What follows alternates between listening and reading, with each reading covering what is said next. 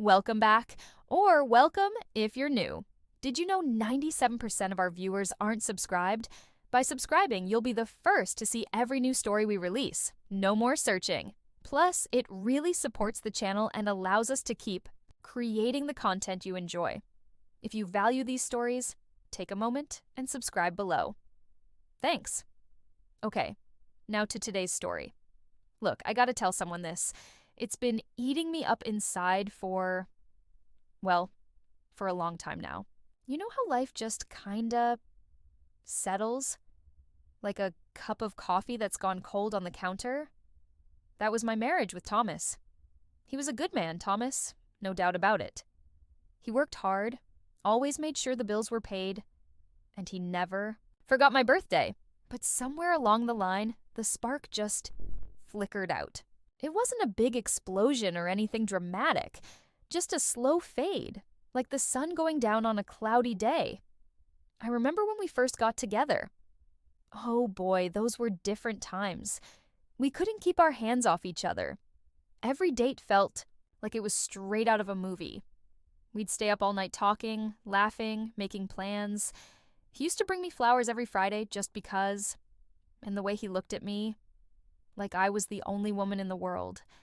We built a life together, a comfortable one. We bought a little house with a yard, got a dog, went on the same vacation every year to the lake. It was predictable. And after a while, that predictability started to feel less like safety and more like a cage. Thomas, bless his heart, he loved me. I know he did. He'd tell me all the time. But it was like we were roommates who shared a bed. The passion was gone. The excitement was gone. It was just routine. We'd come home from work, eat dinner in front of the TV, maybe talk a little about our day, and then go to bed. Sometimes we'd hold hands. Sometimes we wouldn't. Sex? Well, that became something that just happened. Like brushing your teeth. You know you should do it, so you do. But there's no real feeling in it, you know? I started feeling restless, like there was something missing, something I couldn't quite put my finger on. I'd look at other couples, the ones who still seem to have that spark, and I'd feel a pang of, I don't know, maybe envy or just sadness. I tried talking to Thomas about it a few times. I'd say things like, "Don't you think we've gotten a little stuck?" Or, "Remember when we used to?" But he'd just look at me, kind of confused, and say, "But we're happy, aren't we, Melissa?" And I'd nod, because on the surface we were. But deep down, I felt like a part of me was slowly dying. Then Eric came along. He was my new boss at the office, tall, with these kind eyes, and a smile that could melt butter. He was different from Thomas. Where Thomas was quiet and steady, Eric was, well, he had this energy about him. He was funny, always had a joke to tell, and he actually seemed interested in what I had to say. He'd ask me about my weekend, about my hobbies, and he'd really listen to my answers. It was refreshing. We started working closely on a big project, and we'd spend hours together in the office. Sometimes we'd stay late, ordering takeout and just talking. Not just about work stuff, but about everything. Our dreams, our frustrations, things I hadn't talked about with Thomas in years. There was this tension between us, a kind of electricity in the air whenever we were close. I tried to ignore it. I really did. I knew it was wrong. Thomas was my husband. I had made a commitment. But the more time I spent with Eric, the harder it became to deny the way I felt. Night. We were working late again. The office was empty and quiet. He walked me to my car, and as I was about to get in, he turned to me. His eyes, they were different that night, full of something I hadn't seen in a long, long time. He reached out and gently touched my hand, and then he leaned in and kissed me. It wasn't a quick peck. It was a real kiss, the kind that makes your head spin and your heart pound in your chest. I should have pulled away. I know I should have. But I didn't. And that's where things really started to get complicated. That kiss with Eric. It messed with my head something awful. One minute I was standing there, my lips tingling, feeling this jolt of something I hadn't felt in years. The next minute, the guilt hit me like a ton of bricks. What had I just done? I was married to Thomas, a good man, a loyal man, and I had just kissed my boss. In the parking lot of my office, like some silly teenager, I drove home that night in a daze. My mind was racing. Part of me was screaming, telling me I'd made a terrible mistake, that I needed to forget it ever happened, pretend it was just a moment of weakness. But another part of me, that part, felt alive, like a flower that had been slowly wilting and had suddenly been given water. It was a scary feeling, but also exciting. When I got home, Thomas was already asleep on the couch, the TV still on. He always fell asleep watching the news. I just stood there for a minute, looking at him. His face was peaceful, and I felt a wave of not just guilt, but also sadness. Sadness for what we had become, sadness for the way I was feeling. I gently turned off the TV and covered him with a blanket before heading to bed. Lying next to him in the dark, I couldn't sleep. My mind kept replaying that kiss. The way Eric's lips felt on mine, the way his hand had lingered on my cheek. It was just a kiss, I told myself. It didn't mean anything. But deep down, I knew it wasn't just a kiss. It was a spark that had ignited something inside me that I thought was long gone. The next few weeks were weird. At work, Eric acted like nothing had really happened. He was still friendly, still funny, but he didn't try to kiss me again. I didn't know what to think. Was it just a one-time thing for him? Had I imagined the connection I felt? But then, there would be these moments. A look across the conference table, a brief touch of his hand as he handed me a file. And I knew that he felt it too. We started staying later at the office more often. We'd talk for hours, about everything and nothing. He told me about his dreams of opening his own business, about his difficult childhood. I told him about my frustrations with my marriage, about how I felt like Thomas and I were just going through the motions. It felt good to talk to someone who actually seemed to understand. Then, one night, after everyone else had left, it happened again. We were talking in his office, and the conversation just shifted. We were closer than before, both leaning in, our voices soft. He looked at me, and I knew what was coming. And this time, I didn't stop it. That night with Eric, it changed things. It was more than just a kiss. It was everything I had been missing in my marriage. The passion, the desire, the feeling of being truly wanted. I know it was wrong. I knew I was betraying Thomas. But in that moment, I didn't care. All I cared about was the way Eric made me feel. After that night, things between Eric and me, they got more serious. We started meeting outside of work, for lunch, for drinks after hours. It was like we were living a double life. I'd go home to Thomas, play the role of the loving wife, while secretly meeting up with Eric. The guilt was always there, nagging at me. But the excitement and the feeling of being alive were stronger. I started noticing things about Thomas that I hadn't before. The way he chewed his food, the way he always left his socks on the floor. Little things that used to not bother me suddenly felt irritating. It wasn't fair to him, I knew that. But I couldn't help it. I felt like a completely different person. I found myself comparing Thomas to Eric all the time. Eric was spontaneous, always up for trying new things. Thomas was comfortable, predictable. And that predictability, which used to feel safe, now felt suffocating. I started to realize that maybe I wanted more than what Thomas could give me. Maybe I had outgrown our marriage, but the thought of leaving Thomas, it scared me. We had built a life together.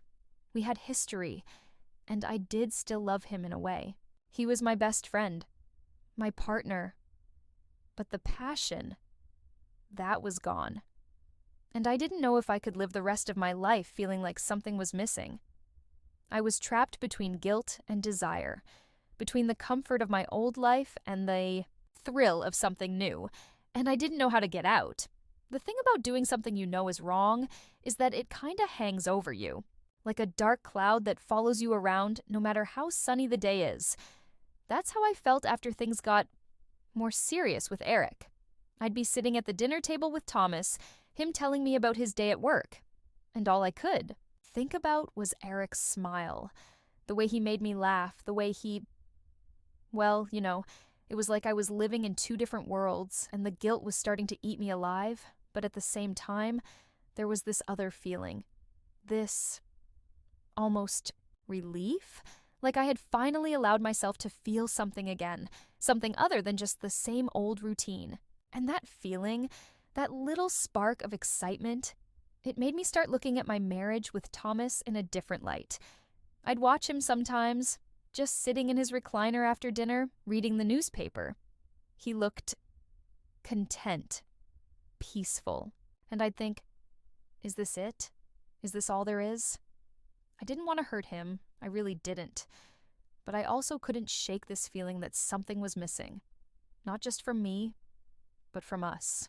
I started thinking about what it was that Eric gave me that Thomas didn't. It wasn't just the physical stuff, although that was definitely part of it. It was also the way Eric made me feel. He made me feel desired, important, interesting. He paid attention to me, and I realized that deep down, that's what I wanted from Thomas too. I wanted him to look at me the way Eric did. I wanted him to make me feel alive again. But how do you ask someone to be different? Especially someone like Thomas, who was so set in his ways? I tried little things at first. I suggested we go out for dinner more often, try new things on the weekends. He'd usually agree, but it always felt forced. Like he was doing it because I asked, not because he really wanted to. And the spark just wasn't there. Then one day I was getting dressed, looking in the mirror, and I started thinking about my body. It had changed over the years, Having kids, getting older, things just aren't the same as they used to be. And I remembered something Eric had said to me once. He had mentioned in a casual way that he found certain things attractive. And it got me thinking, what if I changed something about myself? Something that would maybe make Thomas see me differently? Make him feel that spark again? It was a crazy thought, I know. But the more I thought about it, the more it seemed like maybe it could work. The idea that popped into my head was, it was kind of out there. Breast augmentation surgery. I know, it sounds drastic, but I started thinking about it. Maybe if I made a change like that, it would not only make me feel better about myself, but it would also, reignite something between Thomas and me. Maybe it would make him look at me with new eyes. It wasn't about trying to become someone I wasn't. It was more about trying to find a way back to the woman I used to be, the woman Thomas was first attracted to. And maybe, just maybe, it would remind him of that woman too. I wrestled with the idea for weeks. It felt selfish and a little bit embarrassing. How could I even suggest something like that to my husband? What would he think? Would he think I was crazy? Would he think I was trying to be someone else? But the more I thought about it, the more I realized that I was desperate. I was tired of feeling this emptiness in my marriage. I was tired of the guilt I felt about Eric. I wanted things to be different. And this seemed like a way to maybe make that happen. It was a long shot, I knew. But I felt like I had to try something. So, one evening, after dinner, when we were sitting in the living room, just the two of us, I took a deep breath and I brought it up. My heart was pounding in my chest. I didn't even know how to start. I just blurted it out. "Thomas," I said, my voice shaking a little, "I've been thinking about maybe getting, a boob job." I braced myself for his reaction. I expected him to laugh or to get angry or to just look at me like I had lost my mind. But he didn't. He just looked at me, a little surprised, maybe a little confused. And then he said, "Really? You've been thinking about that?" Thomas's reaction. It really threw me for a loop. I was expecting a whole lot of questions, maybe even some hurt feelings. But he just looked thoughtful. "Well," he said slowly, rubbing his chin, "I guess I hadn't really thought about it. But if it would make you happy, that's Thomas. Always thinking about making me happy, even when I felt like I didn't deserve it." I tried to explain my reasoning, stumbling over my words a little. "It's not just about, you know, the way I look," I said. "It's also about us. I feel like we've lost something, Thomas, that spark we used to have.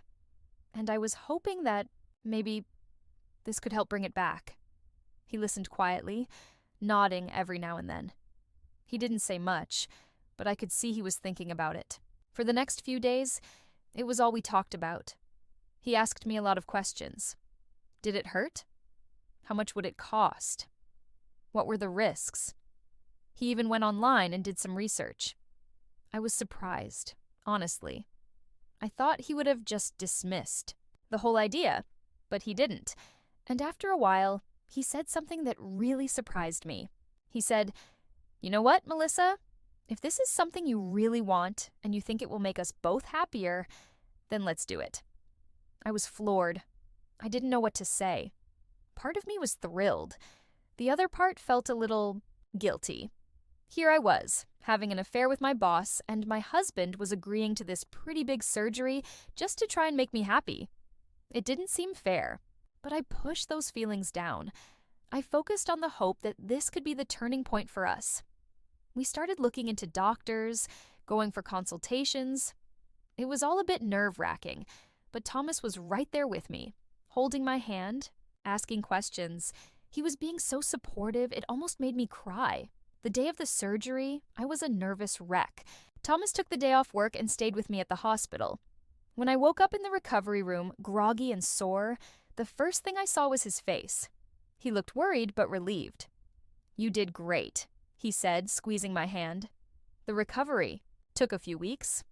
It wasn't easy, and I had to be careful. Thomas was amazing during that time.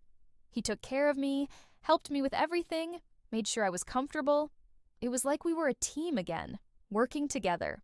It reminded me of the early days of our marriage, when we would take care of each other when we were sick." Finally, the day came when the doctor said I was healed enough.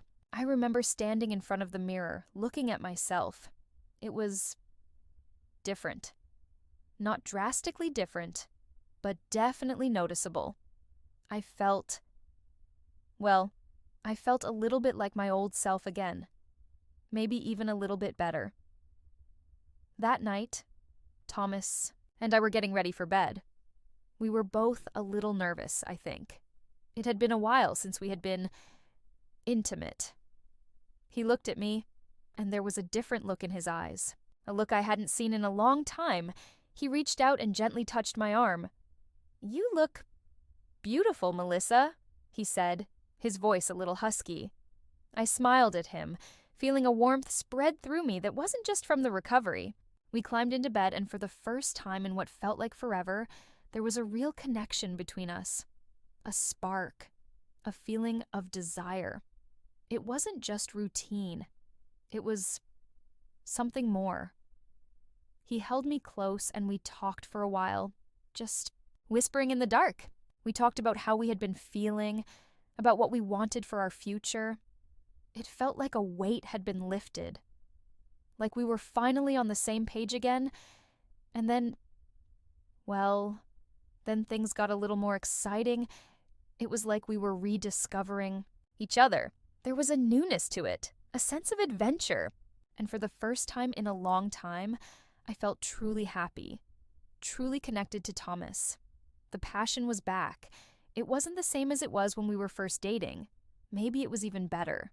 It felt real. Things really did change after that. It wasn't like flipping a switch, but it was a gradual shift. The awkwardness faded, and we started enjoying each other again. We started going on dates, just the two of us. We'd go to that little Italian place we used to love when we were first married, or we'd just take a drive out to the lake and watch the sunset. It felt like we were falling in love all over again, but this time, it was a deeper, more mature kind of love. The physical part of our relationship was better than it had been in years. It wasn't just about you know, the new additions. It was about the way Thomas looked at me, the way he touched me. There was a renewed desire in his eyes, and it made me feel wanted and beautiful.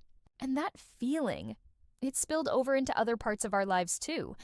We started talking more, really talking, about things that mattered. We started laughing together again, the kind of easy, comfortable laughter that comes from knowing someone, inside and out. As things got better with Thomas, my feelings for Eric started to, well, they just kind of faded away.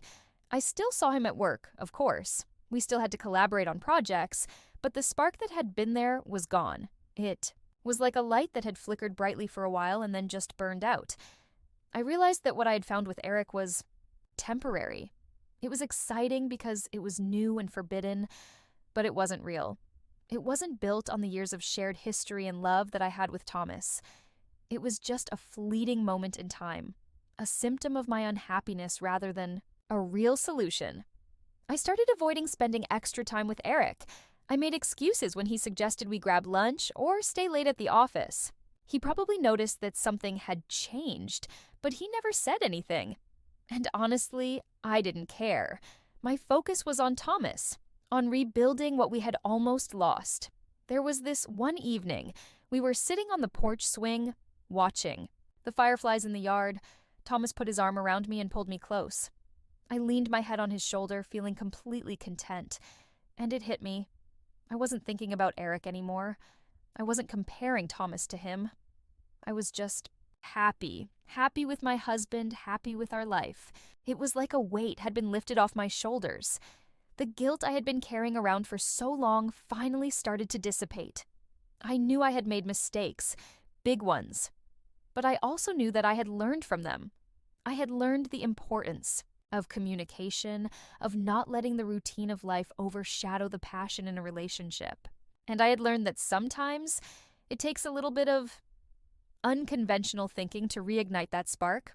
Looking back, it all seems a little crazy. Suggesting surgery to my husband to fix our marriage, it sounds like something out of a movie, but it worked for us.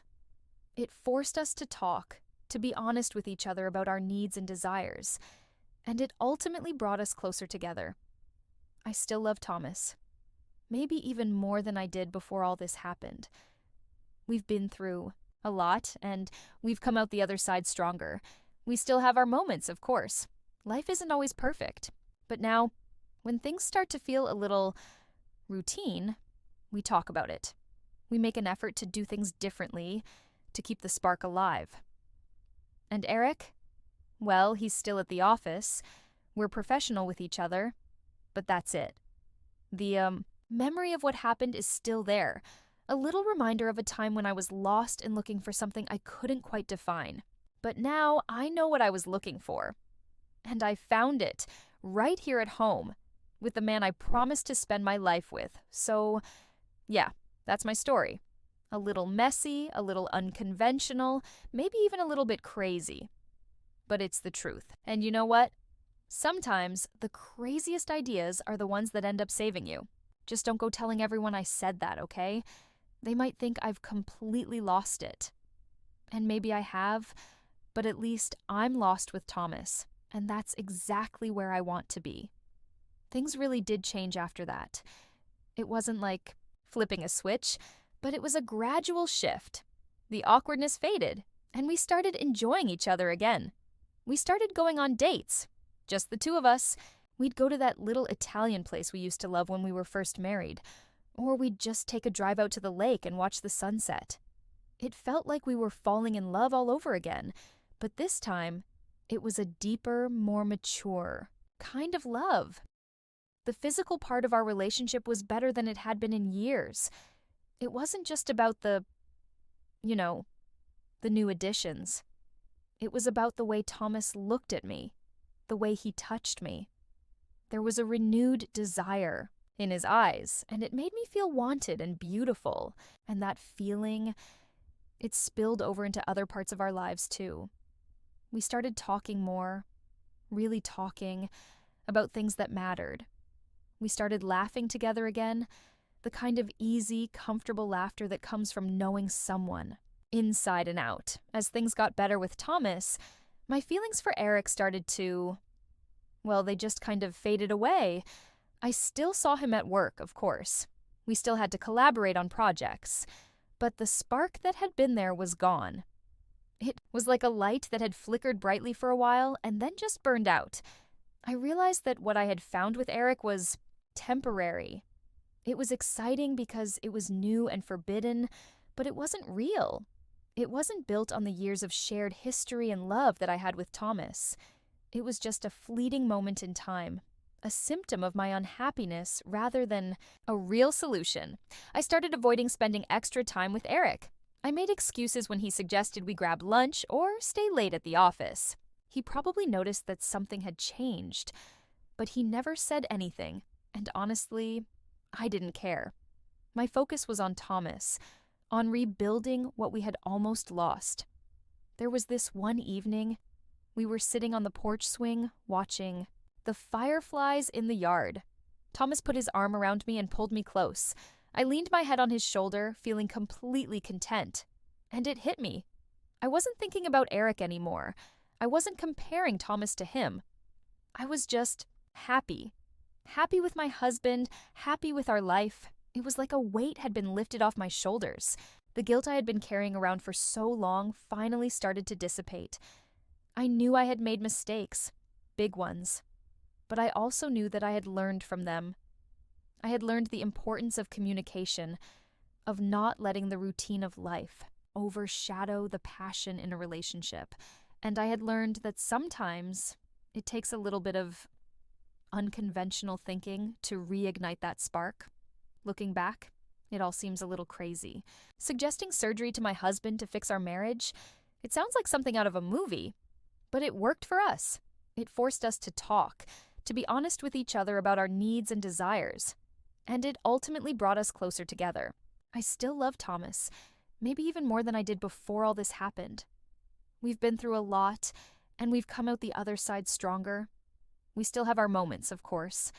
Life isn't always perfect. But now, when things start to feel a little routine, we talk about it. We make an effort to do things differently to keep the spark alive. And Eric? Well, he's still at the office. We're professional with each other, but that's it. The memory of what happened is still there. A little reminder of a time when I was lost and looking for something I couldn't quite define. But now I know what I was looking for. And I found it, right here at home, with the man I promised to spend my life with. So, yeah, that's my story. A little messy, a little unconventional, maybe even a little bit crazy, but it's the truth. And you know what? Sometimes the craziest ideas are the ones that end up saving you. Just don't go telling everyone I said that, okay? They might think I've completely lost it. And maybe I have, but at least I'm lost with Thomas. And that's exactly where I want to be. We've found a good place. A happy place. But life, it's got its own way of throwing curveballs. I guess we'll just have to wait and see what comes next, and face it together. Things had been good, really good, for a while there. Thomas and I had settled into a new kind of normal, one that felt a whole lot better than the old normal. We were talking more, laughing more, and definitely connecting more. I honestly thought we had finally turned a corner, that the worst was behind us. I even started to think that maybe, just maybe, we were one of those couples who could get through anything. But life, as I'm learning, has a funny way of throwing you a curveball when you least expect it. Just when you think you've got everything figured out, something pops up to make you think again. And that's exactly what happened to us. It started with a phone call. It was late one evening. Thomas was already in bed, snoring softly beside me. My phone rang, and I saw it was an unfamiliar number. I almost didn't answer it, but something told me I should. "Hello?" I said, my voice a little groggy. There was a pause on the other end, and then a woman's voice said, "Is this Melissa?" "Yes, speaking," I replied, feeling a little uneasy. "Melissa, This is Sarah. I work with Eric. My heart skipped a beat. Eric. I hadn't heard his name in a while. Not really. We still saw each other at work, but it was all very professional, very distant. I thought that chapter of my life was closed for good. Okay, I said slowly, my mind racing. What's this about? Her voice was hesitant, almost nervous. Well, Eric, he had an accident. A bad one. He's in the hospital. My stomach dropped. Even though I had moved on, even though I knew what we had done was wrong, I still didn't want anything bad to happen to him. We had shared something, even if it wasn't the right thing. Oh no, I said, feeling a knot of anxiety tighten in my chest. What happened? He was driving home late from work last night, and, well, he hit a deer. His car is totaled, and he's got some pretty serious injuries. They're saying he might be in the hospital for a while. I didn't know what to say. Part of me felt a pang of sympathy for him. Nobody deserves to go through something like that. But another part of me felt worried. Worried about what this might mean. Worried about how it might affect things with Thomas. I'm so sorry to hear that, I finally managed to say. Is there anything I can do? Well, Sarah said, her voice still hesitant. He's been asking for you. He keeps mentioning your name. I know things. Ended badly between you two, but he doesn't have much family around here. I just thought maybe you'd want to know. My mind was a whirlwind. Eric asking for me? After everything that happened? I hadn't spoken to him personally since I had made it clear that I was staying with Thomas. I don't know, I stammered. I'm not sure that would be a good idea. I understand, Sarah said softly, but I just thought I should let you know. He's pretty banged up, and he seems lonely. The call ended, and I sat there in bed, staring at the ceiling. Thomas was still asleep beside me, his breathing even and peaceful. I looked at him, at his familiar face, and I felt a wave of love wash over me. He was my husband, my partner. We had been through so much, and we had finally found our way back to each other. But Eric, his accident, and him asking for me, it stirred something up inside me.